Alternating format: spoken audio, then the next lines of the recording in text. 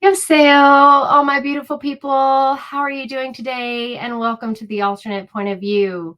Today's topic is going to actually be a little different, but it is called Kamala's closing argument, as that is what she called her speech last night when she gave her closing argument about what she intends to do for the nation. And it's odd because her closing argument wasn't really about what she was going to do. It's really about Trump. Everything goes back to Trump and what a horrible, horrible person Trump is. And well, we're going to look at this closing argument that she gives in front of the national lawn, apparently. And she is going to see about what Trump constantly says, or what she says Trump says, and we're going to talk about it. So let's talk about it.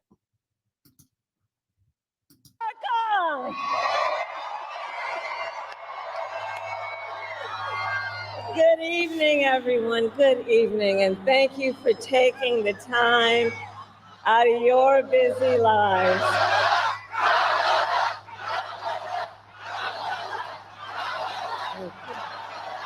Thank you. Thank you. Thank you. Thank you, everyone. So listen, 1 week from today, you will have the chance to make a decision that directly impacts your life, the life of your family, and the future of this country we love.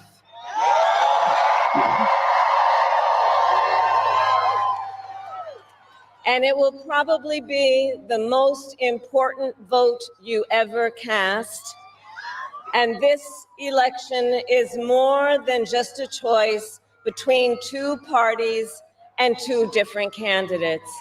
It is a choice about whether we have a country rooted in freedom for every American or ruled by chaos and division. So that is something I definitely have to say that I agree with her about. We are definitely in an election time where we want to vote for freedom. We want to vote for America, or do we want to vote for division and chaos? And that is something that has been going on the entire 4 years that Biden and Harris have been in office. There has been nothing but division and chaos. And if you keep hearing the rhetoric that Kamala is going to continuously speak in this speech, you will see that the Democratic Party of love and joy is the most divisive party, the least inclusive party of everyone. I don't know if you saw the video where the woman at her rally was literally screaming at a baby in a stroller. But that is divisive and chaotic. So, yes, I agree that this is the time that we are voting for one of the two. And I urge you all to see which one of the two is being the most divisive and chaotic. Many of you watching have probably already cast your ballots.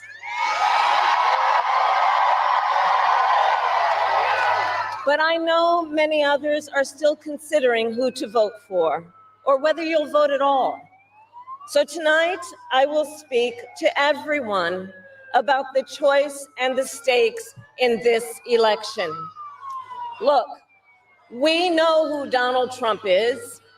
He is the person who stood at this very spot nearly 4 years ago and sent an armed mob to the United States Capitol to overturn the will of the people in a free and fair election. Okay, so that's fact check number one, if you want to call it number one. There was not an armed mob that went to the Capitol. They were not armed. They had flags, they had MAGA hats, they had t-shirts, they were dressed funky, a couple of them, but they were not armed. So that is not true.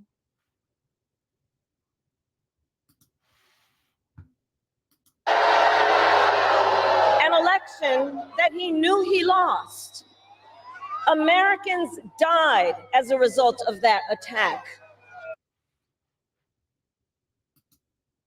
Also, one American died as a result of that attack, and that was by being pew-pewed by a Capitol police officer through a window, and her name was Ashley Babbitt. And that was the only person who died that day. So it's not Americans, plural. It is American. And so it wasn't a riot. It wasn't an insurrection. It wasn't armed, hundreds of armed people. It was nothing like that. And for her to have the nerve to say that about January 6th, but not say anything about the many, many riots that went on around the country where she developed a fund to bail all of those people out to peacefully protest around the country. Yeah, that's pretty ironic for her to say. But let's continue. 140 law enforcement officers were injured because of that attack. And while Donald Trump sat in the White House watching as the violence unfolded on television, he was told by his staff that the mob wanted to kill his own vice president. And Donald Trump responded with 2 words: "So what?" America, that's who Donald Trump is. And that's who is asking you to give him another 4 years in the Oval Office. Not to focus on your problems, but to focus on his. And Donald Trump has told us his priorities for a second term. He has an enemies list of people he intends to prosecute. He says that one of his highest priorities is to set free the violent extremists who insulted those law enforcement officers on January 6th. Donald Trump intends to use the United States military against American citizens who simply disagree with him. People he calls, quote, the enemy from within. Another lie. So that is not what he said. So what Donald Trump said is she says Trump intends to use the United States military against American citizens who simply disagree with him, people who he calls, quote, the enemy within. Trump has repeatedly talked about the enemy from within in his October speeches and interviews.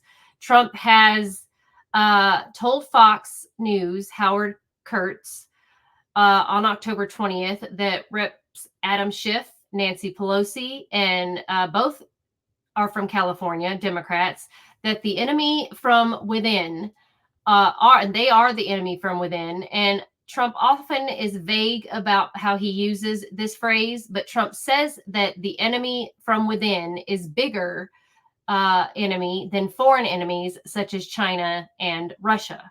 He sometimes uses the phrase shortly after speaking about President Joe Biden and Harris, as he did on October 27th, just a couple of days ago, in Madison Square Garden in New York City.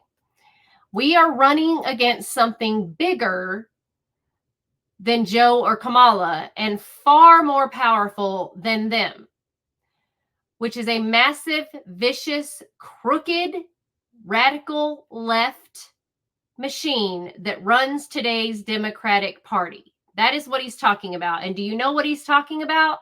I'll tell you what he's talking about. Because when we talk about the enemy from within, we're talking about a party that is not only the enemy within, but we're talking about a party that is using and having a donation group called American Bridge 21st Century, who donates to Kamala Harris's campaign, who has donated over $31 million to her campaign. I don't know if you know who American Bridge 21st Century is, but they are literally a group that does nothing but investigate and try to catch Republican members. It's sort of like Watergate, but out in the open.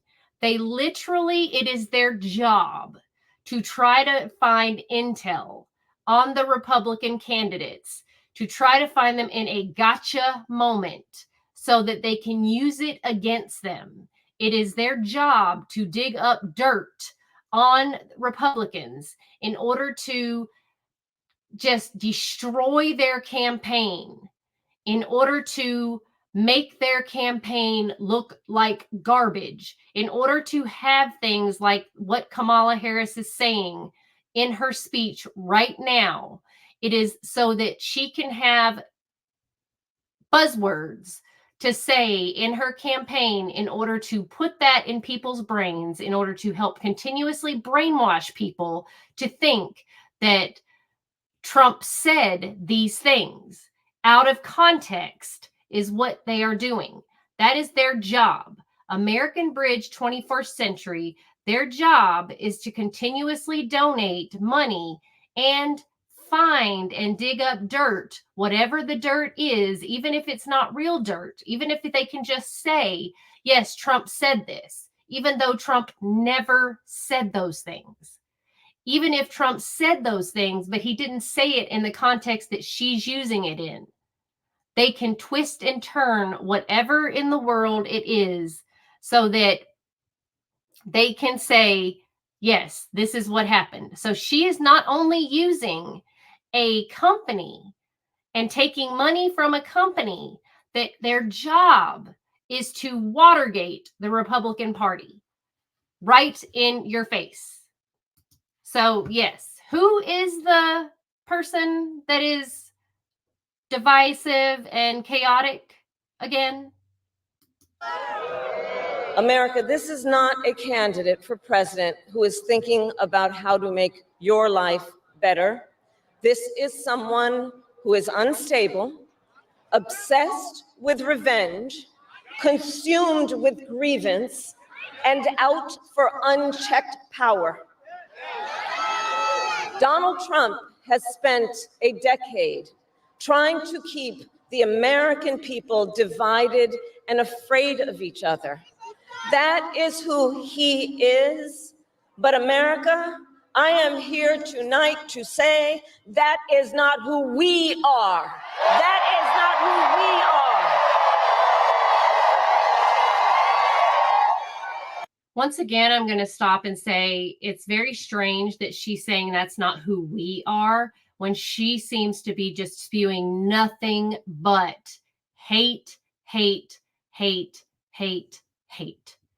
Not one thing in her message so far has she spoken at all about what she is going to do for the country, what she is going to do as president. She has done nothing but stomp all over her opponent.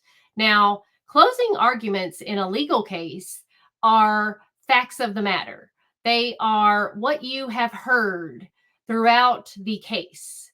They are evidence that has been brought into the case that you summarize It is supposed to be factual evidence that has been brought into a case, and you bring it before the jury and you say, this is what we brought before you. And these are the things, the facts of the matter that you must now make your decision with.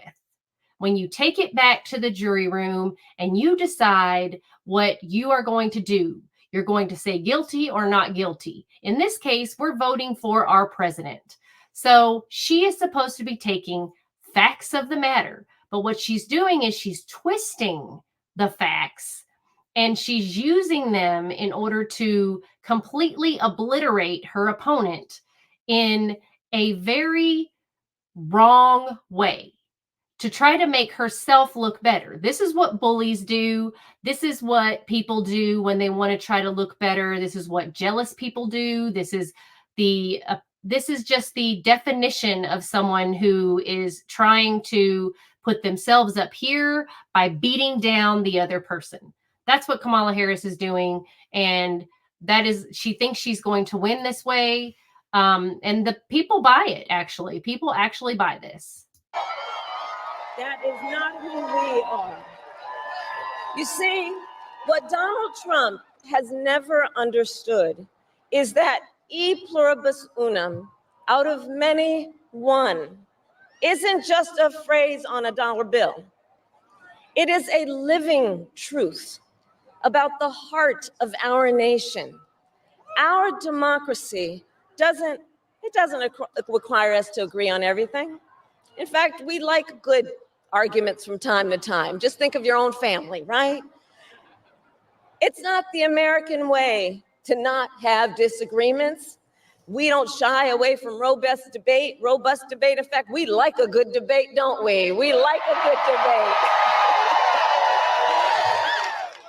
And the fact that someone disagrees with us does not make them the enemy within. They are family, neighbors, classmates, co-workers. They are fellow Americans. And as Americans, we rise and fall together.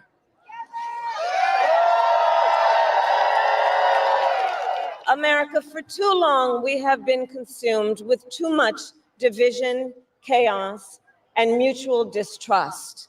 And it can be easy then to forget a simple truth. It doesn't have to be this way. It doesn't have to be this way. It is time to stop pointing fingers. We have to stop pointing fingers and start locking arms. It is time to turn the page on the drama and the conflict, the fear and division. It is time for a new generation of leadership in America. Okay, I got to stop that because, wow, the irony of that statement when she literally just said that that Donald Trump is basically wanting to use the military against Americans and calling Americans the enemy within. Like, she literally just got done saying terrible things about Donald Trump and literally just got done just wow. And now she's talking about, now she wants to flip it and talk about being arm in arm and now singing Kumbaya. What in the heck? This is not how you this is like the worst closing argument I think I've heard, and I've heard some pretty bad ones, and I cover trials. So this is really bad. But let's continue with her closing argument. And I am ready to offer that leadership as the next President of the United States of America.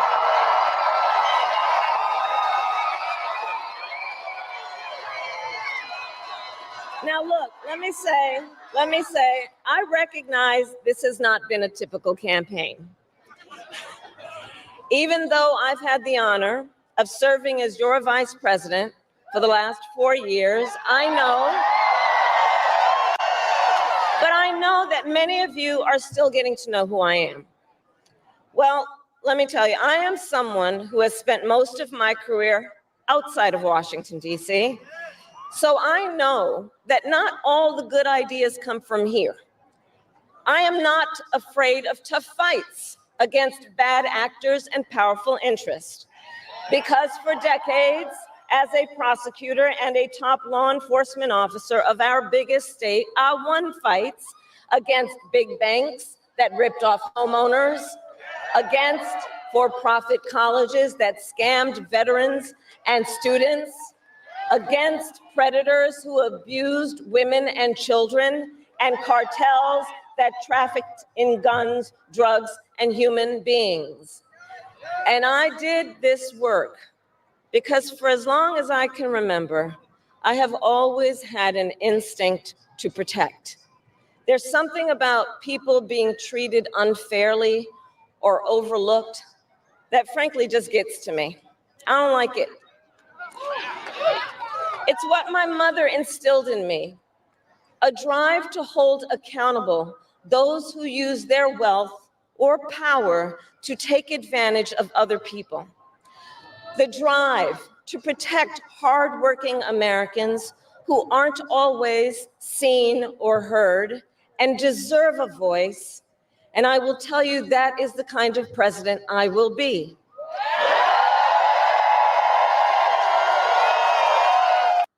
Yes. So again, let me stop here because again, she was the district attorney in California, in San Francisco, and she did wield her power. By the way, she did have a law passed by Gavin Newsom where she would be able to use her power to go into your home and ensure that your fishing poles were properly put away. By the way, that's not in the Constitution. You're not allowed to do that. That's unconstitutional. But she did that. She also had it so that you would go to jail if your child was considered truant. A woman did do that. A woman went to jail. Her child was very ill, and the school wouldn't accept her child's doctor notes and wouldn't accept the fact that her child had to be home due to illness. And that woman went to jail. So, yes, Kamala is all there. She is out there for those bad people. Yes, she is. And for someone who supposedly went up against the Sinaloa cartel and all of these people, she's just letting them on in America right now. So, I mean, I don't really know where she's getting off on all this toughness that she suddenly has, because she's only tough against the civilians, not the criminals. And she's only tough on people that are petty thieves and criminals, petty crimes, not the actual real criminals, like the ones who came here and took out Lake and Riley.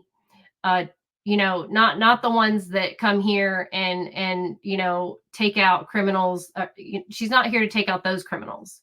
Not the woman who was nearly essayed in the field that had to call 911 and pretend like she was ordering a pizza, and thank God was saved by police just in time. This man was an illegal who came here and had just applied for asylum the day before. So never mind those people.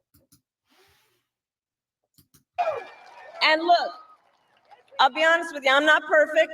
I make mistakes, but here's what I promise you. Oh, I will. Wait, according to her with Anderson Cooper, she's made no mistakes, but she's not perfect. But she has made no mistakes while she has been in the White House with Joe Biden. She would not change a thing that they have done in these last 4 years, just so you know. Always listen to you, even if you don't vote for me. I will always tell you the truth, even if it is difficult to hear. I will work every day to build consensus and reach compromise to get things done. And if you give me the chance to fight on your behalf, there is nothing in the world that will stand in my way.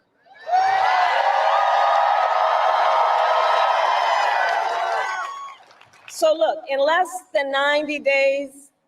Actually, there is something in the world that will stand in her way. It's called the Senate and Congress. Yeah, those kind of things kind of stand in her way. They have to agree and they have to pass it. So yeah, she has the right to veto and she has executive order. But at the end of the day, that's why we have checks and balances and a judicial system. That's why we have 3 branches of government. So yes, there is something in the world that will stand in her way. Either Donald Trump or I will be in the Oval Office. Okay? On day one,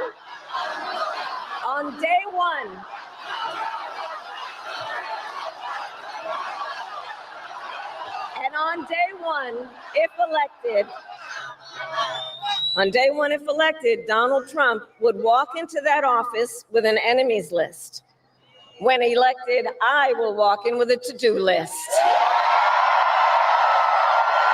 full of priorities of what I will get done for the American people. Name one thing.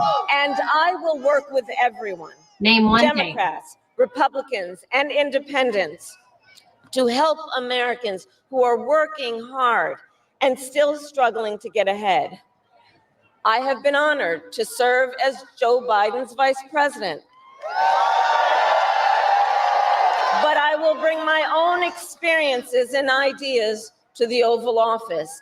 My presidency will be different because the challenges we face are different.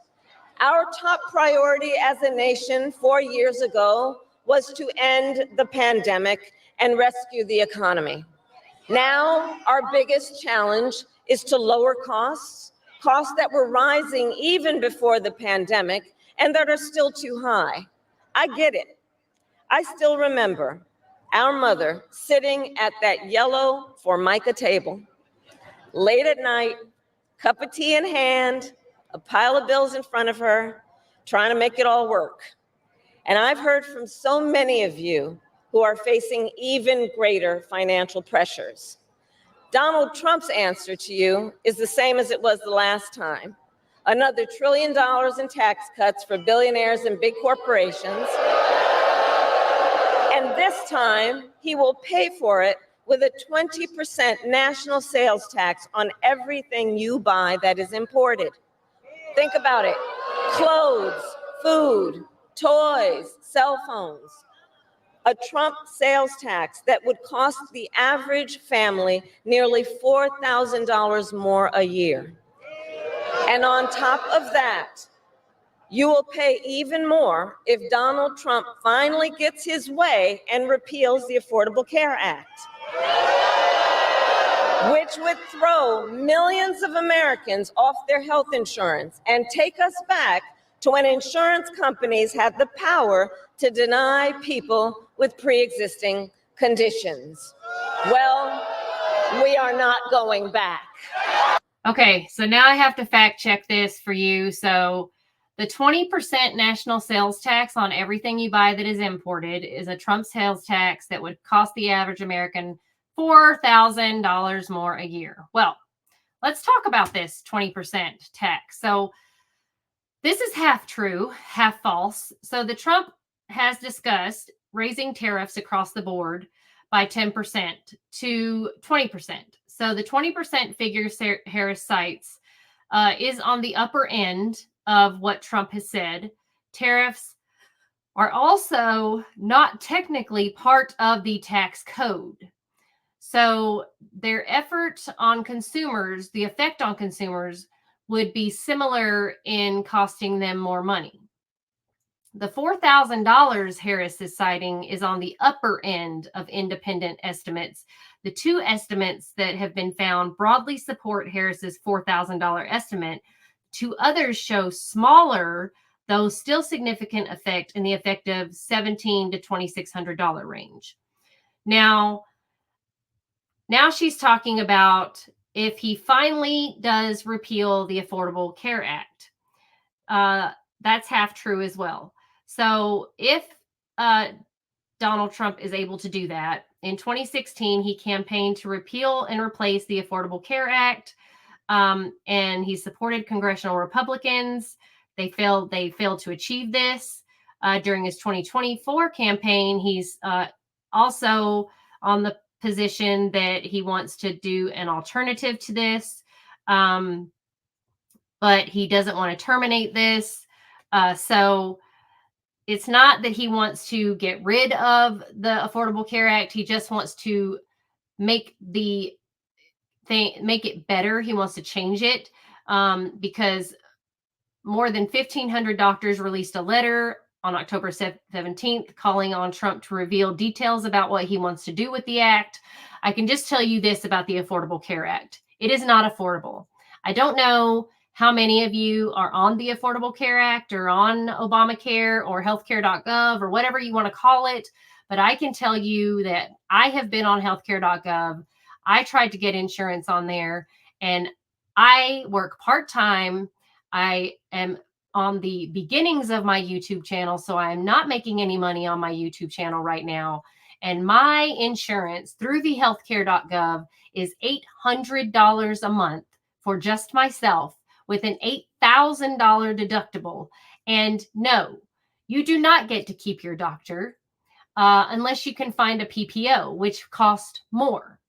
Now, you do get to have your pre-existing condition, of course, but keeping your doctor is a negative if you have to go for the HMO because that's cheaper, not by much. Also, you have to go through hoops. You have to have your insurance pre-approve your medication. I have epilepsy. My insurance would not approve my medication. They would not approve my doctor. They actually wanted me to switch my neurologist because they wouldn't approve my neurologist. They approved my neurologist, but not the hospital that he worked at. All doctors had to go work for hospitals. Once Obamacare came out, there were no private practice doctors anymore. All private practice doctors had to be affiliated with a hospital. And due to that, they would not get paid as much by seeing, and this is what one of my private doctors told me before he had to switch, was I could see 40 patients in an hour, or I can see 4 patients in an hour and get paid the same. So why would he continue to be private practice when he had to be affiliated with a hospital? That's why there's a shortage of doctors. That's why there's a shortage of nurses. That's why there's a shortage out there, because doctors aren't going to see as many people in need, because they're not, why would they? They're getting paid the same to see 4 people as they are if they're going to see 40 people. That's why doctors are like, I'm not going to do it. Also, I can't go to the hospital because my insurance told me that my doctor is not in the network. Therefore, I can't go to the hospital for a much needed test because my insurance doesn't approve. So I had to change to a different insurance and pay a lot more money just so that I could go to the proper doctor. So the Affordable Care Act is a joke. And if anyone out there who isn't on it doesn't get that, then there's something wrong, because it's not $0 a month. It's not $14 a month. It's not $28 a month. No, that's garbage. You have to go through an insurance broker to get your insurance lowered. And there's a caveat to that. If the government finds out that you are making a penny more than what you say you're making in order to get the Affordable Care Act at an affordable price, you will owe the government the $800 to $900 a month that insurance would normally cost you under the Affordable Care Act. So let's not get crazy, people. The Affordable Care Act is a joke. So Donald Trump is onto something, and the government with our affordable health care is a joke. We are not going back.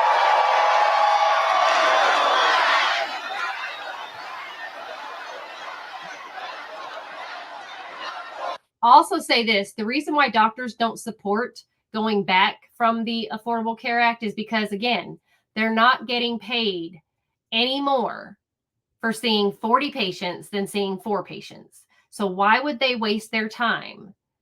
Why would they want to work harder? Why would they want to make less money or the same amount of, like, why? Why would they want to do that? That makes no sense to the doctors. Doctors don't care anymore about care. They care about money, period. So why would they see 40 patients when they can see 4 for the same amount of money? That just makes no sense. We are not going back, because we also know Donald Trump would deliver tax cuts to his billionaire donors. I will deliver tax cuts to working people and the middle class. I will make sure you have a chance not just to get by, but to get ahead. Because I believe in honoring the dignity of work. I will enact the first ever federal ban on price gouging on groceries. Cap the price of insulin and limit out-of-pocket prescription costs for all Americans. Okay, again, I have to stop her because Trump did that when he was in office. He capped insulin and he capped the EpiPen. As soon as Biden got into office on day one, he took away everything Trump did, everything. He erased it all. So all the price caps, all the prescription caps, everything that Trump did, Biden and Harris eliminated it. And then they came along with the insulin cost for seniors. But what about everybody else? And the EpiPen is back jacked up to hundreds of dollars. But you can go get NACAR, whatever, the drug, overdose drug, for free in vending machines on the streets. But people who have diabetes can't get insulin. People who have allergic reactions suddenly can't get an EpiPen. People who need seizure medication can't get seizure medication. There are many, many drugs out there that people need that they cannot get because of what Biden and Harris did on day one. So don't forget that. But I guess you have forgotten that. I will fight to make sure that hardworking Americans can actually afford a place to live. I'll never forget how our mother saved up and how excited she was I'll never when forget she it could either. finally afford to buy our first home. I remember how excited she was. And I know that owning a home is not only a measure of financial security, it's about the pride of your hard work. And as president, I will fight to help first-time home buyers with your down payment take on the companies that are jacking up rents and build millions of new homes. Okay, so that sounds so amazing. How is she going to do that? Where is the $25,000 going to come from that she's planning on giving people? And not only that, but what do you think the ripple effect of that is going to be? Houses are going to cost $25,000 more. Do you think that $25,000 is just going to magically come out of somebody's butt? No. That is going to come from somewhere, and it's also going to jack the prices of housing up. So yeah, no one is still going to be able to own a home because housing costs is going to go up. And where is the money coming from? She has not explained where that money is going to come from. Again, she's talking about Donald Trump putting us into debt. Joe Biden has put us into more debt than any other president. Also, the funding of the wars. This is all on Biden and Harris, and they want to continue to fund the wars. They don't want peace deals. They don't want any of that. They fund the wars. Biden is the one who funded Iran. Iran wouldn't have had the money to go against Israel if it weren't for Biden. And we continue to fund Ukraine and not fund our own country. So how is she going to get the money to give everybody who wants to buy a home $25,000? I'm just curious where that money is going to come from. For years, we have heard excuses about why America can't build enough housing. Enough with the excuses. I'm going to cut the red tape and work with the private sector and local governments to speed up building and get it done. And the cost of housing isn't the only financial pressure on middle-class families. I have met so many young people who have a natural desire to parent their children well, but not always the resources to do it. So I'll fight for a child tax credit to save them some money, which will also lift American children out of poverty. I'll work to lower the cost of childcare, which is out of reach for too many working families today. And for too many people in the sandwich generation who are raising young children and taking care of a parent, juggling all of it is extremely difficult.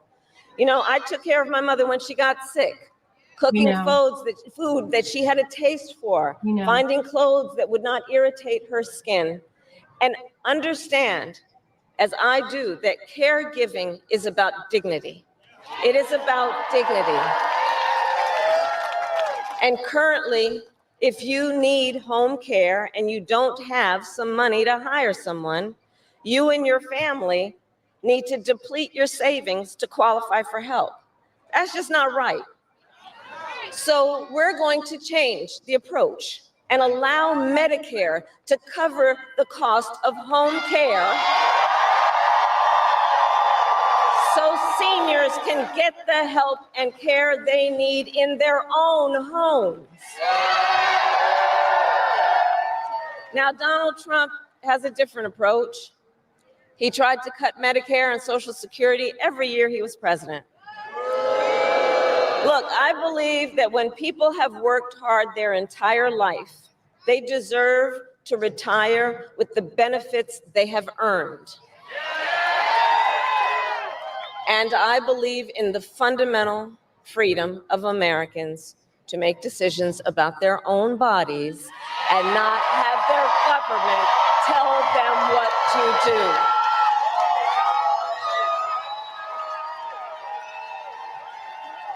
I will fight to restore what Donald Trump and his hand-selected Supreme Court justices took away from the women of America. That today, 1 in 3 women in America, think about it, 1 in 3 women in America lives in a state with a Trump abortion ban. Many with no exceptions even for rape and incest. The idea that a woman who survives a crime of a violation to her body should not have the authority to make a decision about what happens to her body next, that is immoral. That is immoral. And Trump's not done. He would ban abortion nationwide, restrict access to birth control and put IVF treatments at risk, and force states to monitor women's pregnancies. Just Google Project 2025 and read the plans for yourself. And look, I think we all know one does not have to abandon their faith or deeply held beliefs to simply agree the government should not be telling her what to do with her body. Okay, so wow. Woo! Man, lots to unpack here. Okay. Whew, she is talking out of both sides of her mouth, y'all, because how ironic is it that she's saying that the government should not have any say as to what to do with your body, okay? First of all, it's very misleading what she's saying about Trump. It is not the Trump abortion ban, first of all. Second of all, Trump is not telling you what to do with your body, okay? Third of all, Roe v. Wade was overturned because the government should not tell you what to do with your body. Duh. But she does want the government to tell you what to do with your body. She does want the government involved in your body.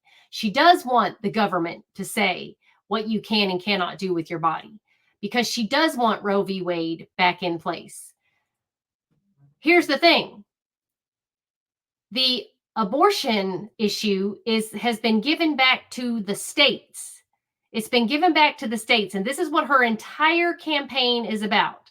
Her entire campaign is about women's bodies and their right to choose what their bodies do.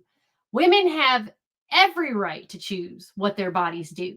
You have every right to choose whether you get up in the morning. You have every right to choose whether you lay with whoever you lay with. You have every right to choose whether you take that birth control pill or not. You have every right to choose whether you have that man wear a condom or not. You have every right to choose whether or not you put clothes on. You have every right to choose whether or not you brush your hair. You have every right to choose whatever you want to do with your body all the time. You have every right to choose whether or not you want to identify as a cat. So, this whole women don't have any rights or we don't have rights to do anything or choose anything is a blatant lie. Now, we do have the right to choose. We have the right to choose in every state. Every state has the right to choose. Every state has the right to vote. Every state. Every state has the right to vote. The reason why this is an oxymoron is because Kamala Harris wants the government to put a blanket umbrella rule over the country to say that the government is telling you that the government wants you to do this a certain way. But they don't want the government involved if it says that it goes to the states. So that's not right. No, no, no, no. They don't want the government involved if it says the opposite of what they want. But it's in the state's hands. So every woman has the right to choose. And the thing is only 14 states have strict bans, not the entire country. They're making it sound like the entire country has this massive women have no right to choose. Everywhere women have the right to choose. Everywhere. In every state, women have the right to choose. And this whole thing about rape and incest and what have you, the percentage of that is so low compared to women who are doing it just because they don't want to have babies and don't want to get pregnant. And it's ironic that she says this after she's telling people about helping them out with childcare. So I find it very strange that Kamala Harris is talking about this stuff, that she's talking and she's writing her entire campaign on women's right to choose. And I'm going to stop talking about Kamala and her speech anymore because that is her entire campaign. Her entire campaign is about women's rights. Well, I'm going to tell you, I'm a woman, as you can see. I hope you can see that. I don't know, because apparently they don't know what a woman is, which is also ironic to me that they're even talking about women's rights because they can't define a woman. They can't define a woman. They can't define who can and cannot get pregnant and give birth. Now we're birthing people. I don't even know what that means. So yes, women have the right to choose whatever they like. We have the right to vote. We have the right to work. We have the right to have babies. We have the right to alternatives. There is safe haven laws in every state. There are adoption alternatives, open adoption, which I am a huge advocate of open adoption. I placed my firstborn son in an open adoption. I was not ready to be a parent. I did not abort him. I placed him in a home. I chose his parents because that is an option. Abortion is not the first thing you have to run to when you don't feel that you are ready to raise a child. So giving me this abortion argument does not work with me. It just doesn't. There are many people out there that can't have children. And yes, IVF is an option to have a child. It's a route to go to have a child. But sometimes IVF doesn't always work. And a lot of times with these couples that adopt, IVF did not work. IVF is very expensive. Thousands, tens of thousands of dollars people go through and spend for IVF.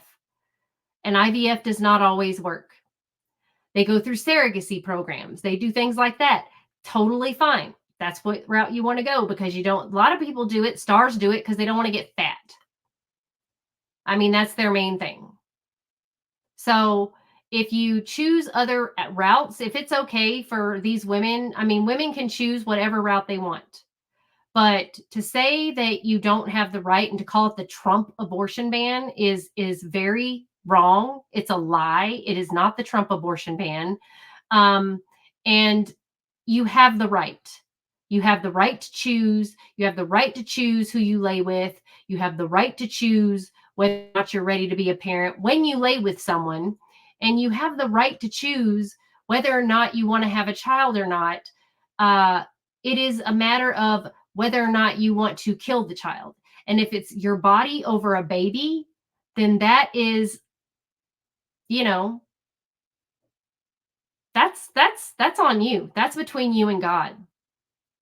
So this whole campaigning over basically Kamala Harris is comparing Trump to Hitler, which he did not say those things. He did not call our troops suckers and losers. He never said that. That was a lie, blatant lie that they spread. There is nowhere, look it up. Look it up. I dare anyone to find it that he said that in any speech, in any setting where he said that, because he did not say that. She is the one who is out here comparing him to Hitler, comparing him to a fascist, which he is not. She is the one out here calling him a white supremacist and a racist, which he is not. He says things off the cuff, but he is not a racist. He is not a fascist. And, you know, for people to accept this kind of hatefulness and divisiveness and rhetoric from her mouth, and then to twist words out of his mouth, seems to be, I don't know, it just seems, well, wrong. It's just wrong. So to be the party of the least inclusive people, and let me just show you this, because this is exactly what the Democratic Party is. This is exactly what Kamala Harris people are. This is exactly what happens at her rallies, and this is exactly what happens to people that I talk to, because I can tell you, I've been to Trump rallies, I've been to Kamala Harris venues, I've been to everything, and I can tell you right now that no place is more inviting than a Trump rally to every kind of people. And this is what happens at a Kamala Harris rally. This is the kind of people that Kamala Harris has.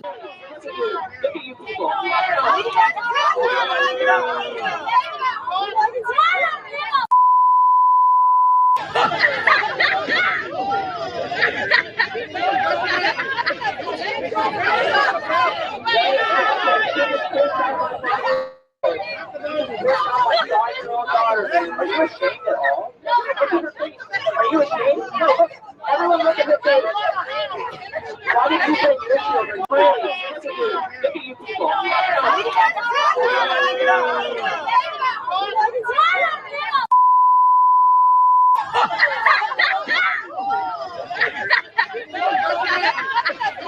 So that is the type of people you see at a Harris Waltz rally. Yelling at babies. Yelling at babies. So why? Why are they yelling at babies? Why is that woman yelling at that baby? And then yelling at each other. Didn't she just say that, you know, we're a party of different opinions? We're allowed to have different opinions and disagreements, but we're not. But we are not. On my channel, I have a ton of viewers and subscribers, and we all talk different opinions and different viewpoints, and none of us ever get into arguments or altercations. We hear each other out, and we're able to have conversations. So I find this to be just disgusting, and I find it to be wrong. And all I will say is whichever part of the aisle or two-party system, whatever our system is, it is a democracy. And that is what voting is all about. So if something has been handed back down to the states, all I can tell you is get off your butt and go vote. If you don't like it the way it is, go vote. I had a friend of mine ask me, because I said that the abortion situation has been sent back to the states. So it is up to the states, and it is still something that you vote for. And she said, well, what if all the people in my state think like you? Then it's a democracy. Go vote. Get more people out there that think like you and change what if more people thought like her and they outvoted me? It would just be something I would have to deal with. It's a voting system. It's a democracy. Go vote. So I urge all of you, we have less than a week until the election. If you have not already early voted, please vote. Tuesday is election day. I urge you to fact check. I urge you to not listen to just the words coming out of either candidate's mouth. These are empty promises that they are saying. We can't hang our hat on the things that they're saying they're going to do because they have to go through the Senate and Congress. It all has to pass through very, very different minds. That's why we have a judicial system. That's why we have 3 branches of government. That is why we have all of these things in place. That's why we have a checks and balances. So go with the candidate that you feel is going to improve your life better, and that is going to make your wallet feel fatter, that is going to make your future look brighter, that is going to stop this hate, and that is going to end these wars all over the world, that you feel that is going to be a strong commander-in-chief. And when I say commander-in-chief, that you feel that somehow our military is going to feel proud to salute to, please vote. And make sure that when you're listening to these speeches that you're just taking it with a grain of salt, you guys. You can't really believe everything that comes out of their mouths. They'll say anything to just bash the other person. So pray about it, pray to God, and pray that God puts his hand on each of their shoulders and helps them understand that words have meaning. As Kamala Harris says, words have meaning. So when you call someone names and you talk about them the way they do, and then in the next breath say that we have to stop the division and the hate and the chaos, that you should look in the mirror when you're saying those things, because you're not. You're fueling the fire. So I thank you so much. Kamsahamnida. Thank you for listening. I appreciate you all. Please like, subscribe, and share, and become a member. Buy a coffee, buy some merch. I appreciate you all very much, and I will see you in the next video.